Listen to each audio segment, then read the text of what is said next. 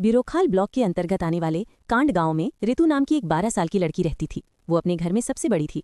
उसके परिवार में उसके मम्मी पापा, एक 8 साल की छोटी बहन और सिर्फ 1 साल का छोटा भाई था। गांव में उस समय तेंदुए की दहशत फैली हुई थी। लोग शाम होते ही घरों के दरवाजे बंद कर लेते थे। एक दिन रितु के पापा उसके लिए नए जूते लाए। रितु ने खुशी खुशी जूते अलमारी के ऊपर रख दिए और मजाक में अपनी छोटी बहन से कहा, मेरे जूतों को मत छूना, वरना मैं तुम्हें तेंदुए के पास छोड़ दूंगी। बेचारी छोटी बहन को क्या पता था कि किस्मत उसी दिन एक भयानक खेल खेलने वाली है। उस शाम करीब 5 बजे रितु की माँ पानी लेने जाने लगी। गांव में पानी घर से काफी दूर से लाना पड़ता था। जाते समय उन्होंने रितु से कहा, बेटा मैं पानी लेने जा रही हूँ, तब तक अपने छोटे भाई का ध्यान रखना।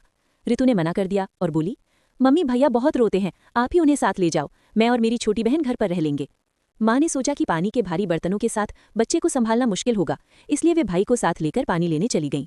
माँ के जाने के कुछ ही देर बाद रितु घर के दरवाजे के पास बैठकर पढ़ाई कर रही थी और उसकी छोटी बहन अंदर खेल रही थी। तभी अचानक झाड़ियों से एक खूंखार तेंदुआ निकलकर घर के पास आ गया। रितु को समझ ही नहीं आया कि ये वही खतरनाक जानवर है जिससे पूरा गांव डर रहा था।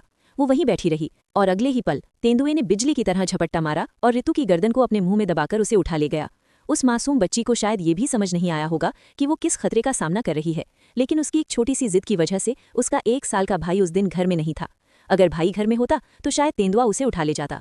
इस तरह रितु ने अनजाने में ही अपने छोटे भाई की जान बचा ली। इस कहानी से हमें ये शिक्षा मिलती है कि कभी कभी भगवान किसी को दूसरों की जिंदगी बचाने के लिए ही भेजते हैं। रितु भले आज इस दुनिया में नहीं है, लेकिन उसकी बहादुरी और बलिदान हमेशा याद रखा जाएगा।